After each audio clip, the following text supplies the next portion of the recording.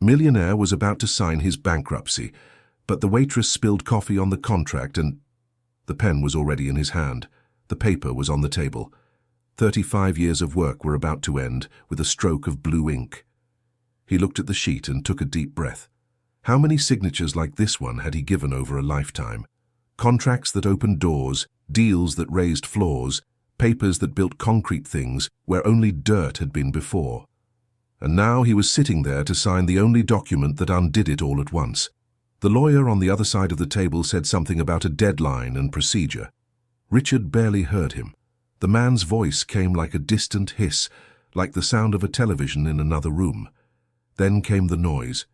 First, the jar hitting the edge of the table, then the hot liquid running over the papers, spreading in dark stains that swallowed the printed lines one by one.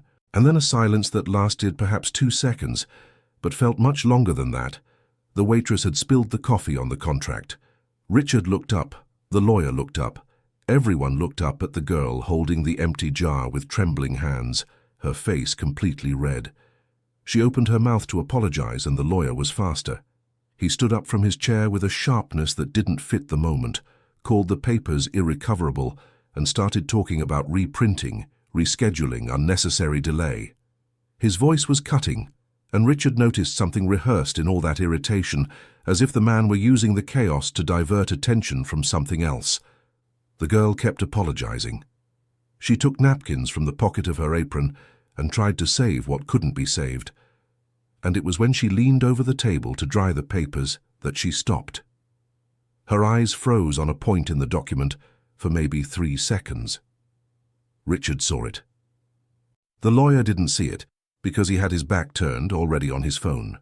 She straightened up slowly, looked at Richard, and said, in a low voice that barely crossed the distance between them, "Sir, I'm sorry to intrude, but have you read Clause 14? Richard Sterling was 63 years old, with completely grey hair, a forehead marked by time and years of construction site sun. He had built Sterling Construction from scratch, on a lot bought with nearly a decade's savings, back when interest rates were high and trust was scarce. He had raised buildings, housing complexes, industrial warehouses in a city that grew alongside his company. He was a man used to solving problems with his hands and his head, not with lawyers' words. Megan was 24 years old, blonde, light eyes, light blue uniform with a white apron, and that discreet cap the waitresses at the lobby coffee shop wore. She had worked there for 2 years, from early morning until early afternoon, and at night she was in her 4th year of law school at a private college on the other side of Chicago. She had never spoken to that gentleman before that day. "What clause?" Richard asked, also softly. 14. It includes personal assets that aren't within the scope of a standard corporate dissolution. It shouldn't be there. The lawyer turned. "Can I help?" Megan smiled politely, said she had gone to get new napkins, and moved away from the table. Richard stared at the soaked papers and felt something he hadn't felt in a long time. The sensation that there was something he needed to understand before acting. He asked the lawyer to reschedule the meeting for the next day. The man was visibly annoyed. He talked about urgency, creditors' commitments, windows of time that wouldn't wait. But Richard slowly stood up, buttoned his jacket, and said that the next day suited him just fine. He left the coffee shop before the other could argue further. Outside the building, on the light marble concourse that reflected the sun of that Wednesday afternoon, he stood still for a moment. Then he went back inside. Megan was behind the counter. He approached and ordered a coffee, this time to actually drink it. "Were you serious?" he asked when she placed the cup in front of him. "I was serious." "How do you know what was in that contract?" She looked down for a second. "I study law at night. I know it wasn't my place, but I saw you looking at those papers, and there was something there that didn't add up." Richard was silent for a while.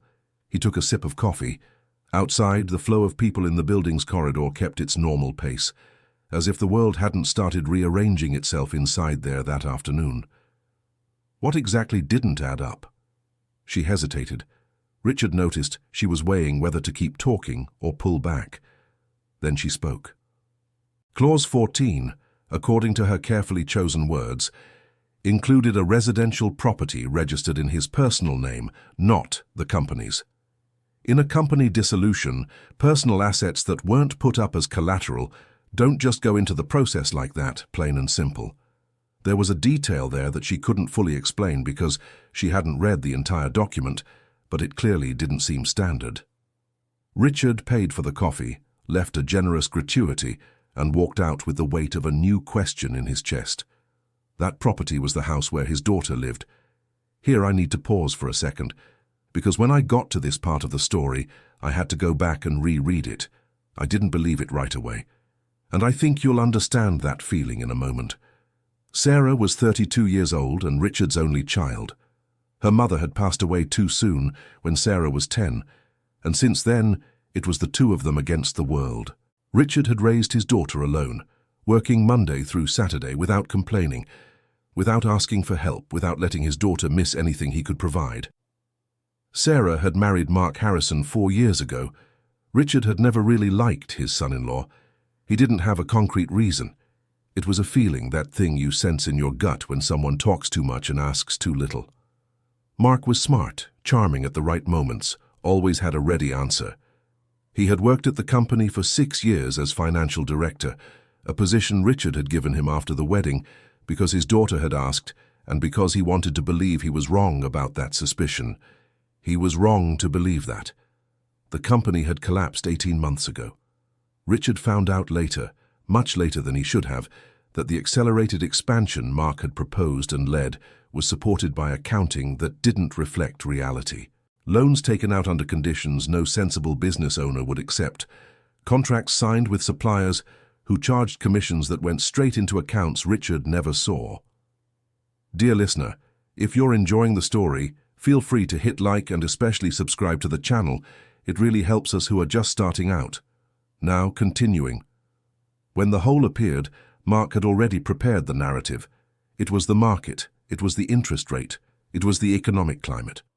Richard, who had always trusted his son-in-law with the numbers because he had never been good at that part of the business, believed it, or forced himself to believe it. There's a huge difference between those two things, but at the moment they seemed the same. The dissolution process had been entirely handled by a law firm recommended by Mark. Richard had hired them because he was exhausted and because he trusted his son-in-law. Now he was going to sign whatever they put in front of him, because he had reached a point where he had no energy left to question anything else, until that afternoon, until the spilled coffee. That night, Richard called his sister. Martha was 68 years old, 5 years older than him, and lived in a house in the same neighborhood where they both grew up.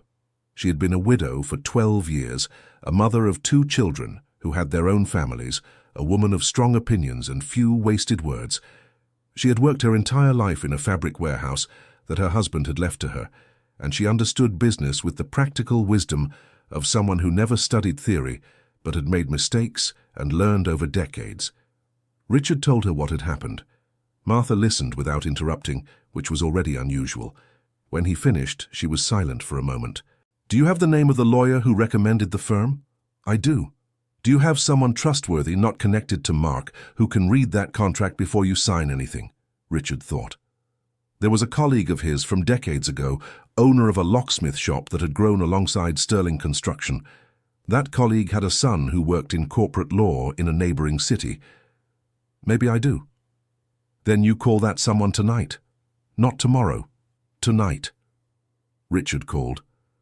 The next day at 8 in the morning he was in a different room with a different lawyer, reading the same contract that had been reprinted and sent to him by message a few hours earlier. The friend's son was named David, 40 years old, thin glasses, and an impressive ability to read a document quickly without missing a detail. David read in silence for 20 minutes. Then he put the paper on the table and looked at Richard. "Who drafted this document?" "The firm my son-in-law recommended." David opened his mouth, closed it, opened it again. "Sir, do you know that Clause 14 here includes a property that is not part of the company's assets?" "I found out yesterday." "And do you know what would happen if you had signed?" Richard was silent. "The house would go to the creditors, and the creditors in this contract are represented by a holding company whose name I would need to investigate further, but which has characteristics of a shell corporation. David took off his glasses and rubbed his eyes. I can't state anything for sure without a more thorough investigation, but I can state that this document, as it is, should not be signed.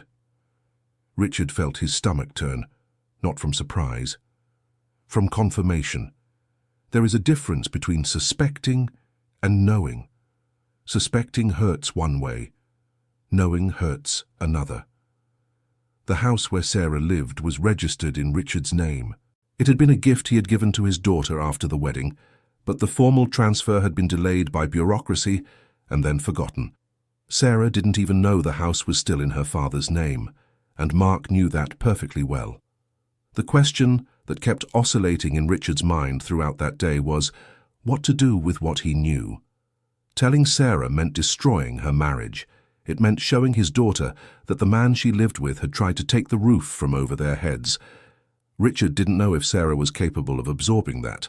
He didn't know if the marriage had anything real beyond what he saw, and he wasn't in a position to judge what was inside a relationship that wasn't his. Not telling meant continuing to live with that lie. It meant perhaps signing other papers in the future without knowing what he was signing. It meant letting Mark move forward as if nothing had happened. Martha, when he called again and told her everything, was direct as always.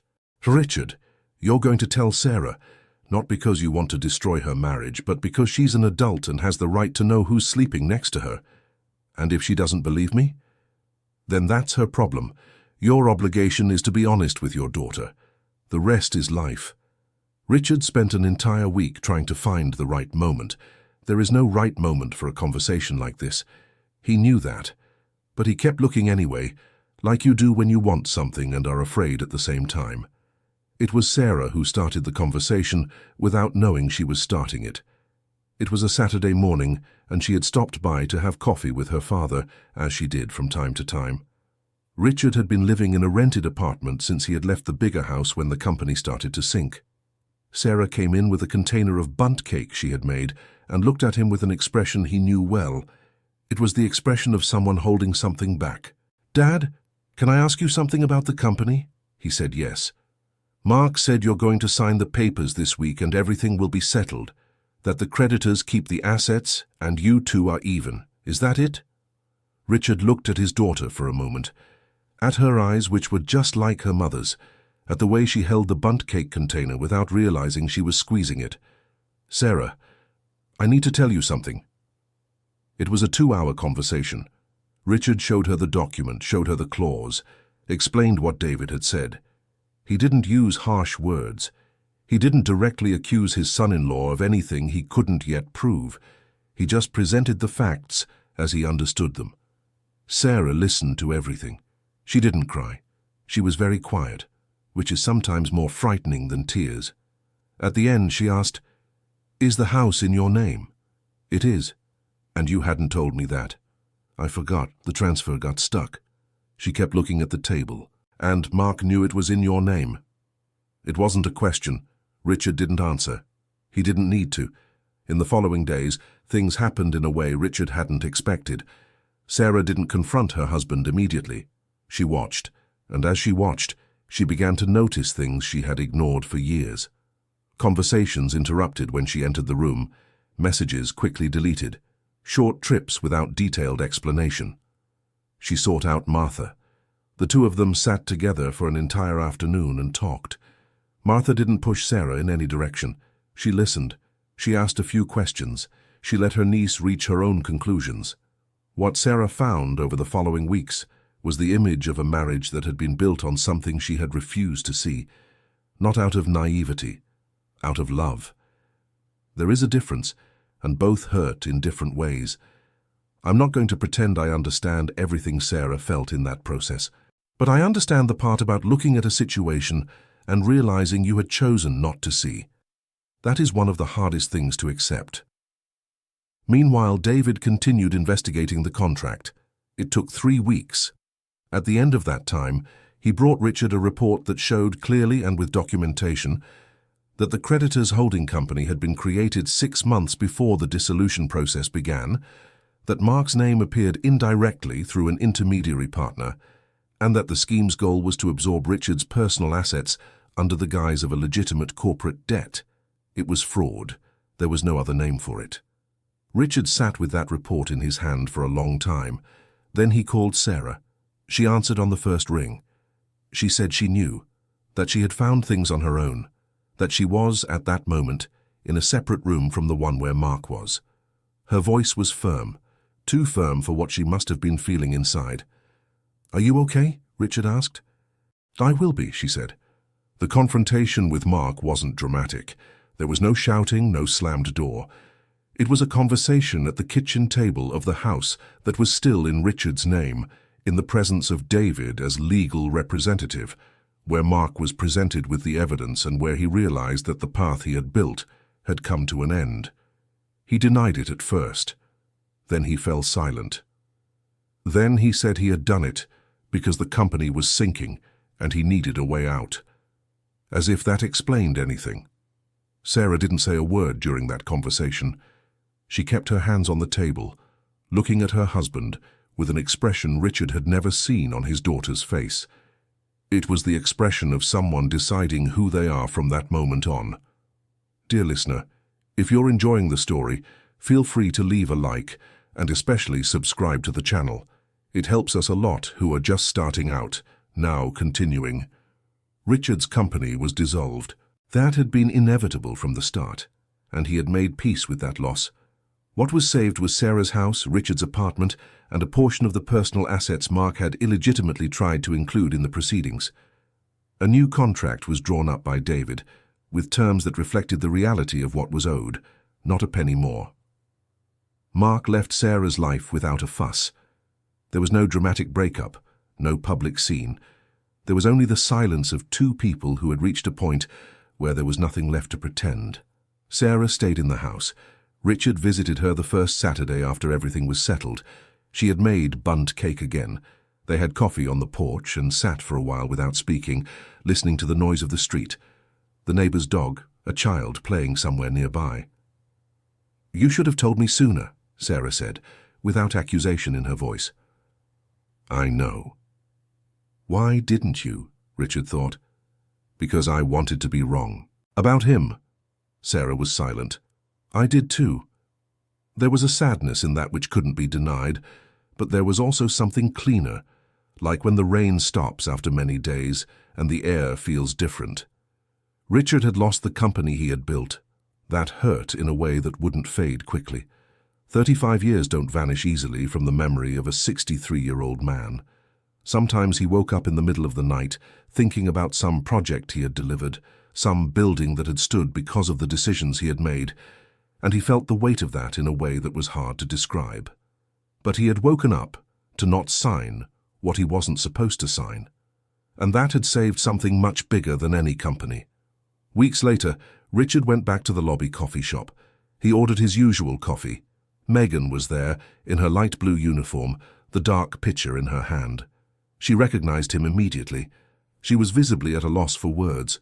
Richard spared her the effort. "I wanted to thank you." She slowly shook her head. "I just spilled the coffee." "You spilled the coffee and paid attention to what you saw. That's not nothing." She smiled. Something shy, restrained, but genuine. Richard finished his coffee and before leaving left an envelope on the counter. Inside was a letter of recommendation written in his own hand and an amount he had carefully set aside to cover the rest of her semester at law school. It wasn't a grand gesture. It was an honest one from someone who knew he owed it. Megan stared at the envelope, her eyes welling up, not quite knowing what to say. "You finish the course," he said, "and then you'll defend people who need someone who pays attention." Martha, when she heard about the envelope, let out a laugh. "You were always a better person than a businessman." "Is that a compliment or a criticism?" "Oh, Richard, it's both." He laughed, and he realized it had been a long time since he had laughed like that from the gut. Richard's story doesn't end with glory or recovered fortune. It ends with a 63-year-old man sitting on the porch with his daughter, drinking coffee from a simple cup, looking at the street with eyes that have learned to better tell what matters from what doesn't. It ends with a young woman who will one day become a lawyer and who will remember throughout her entire career that sometimes a moment of attention can change a life. And it ends with Martha, 68 years old, back at her fabric warehouse, organizing fabrics and talking to customers just like she always has, being the silent anchor that every family needs and doesn't always recognize while they have it. Sometimes life gives you a second chance disguised as an accident. A cup that slips, a coffee that stains, a young woman who shouldn't have said anything but said it anyway. And that's enough to change the course of everything. End of story. Thank you so much for sticking with me until the end. This story touched me in a special way, because we tend to think that great moments always arrive with fanfare, but they don't. Sometimes they arrive with the sound of a coffee pitcher hitting a table. Tell us in the comments what you thought of Megan's attitude. Would you have had the courage to say something in her place? And where are you watching from? I love knowing where the people who follow this channel come from. Leave a like, subscribe so you don't miss the next stories, and see you next time.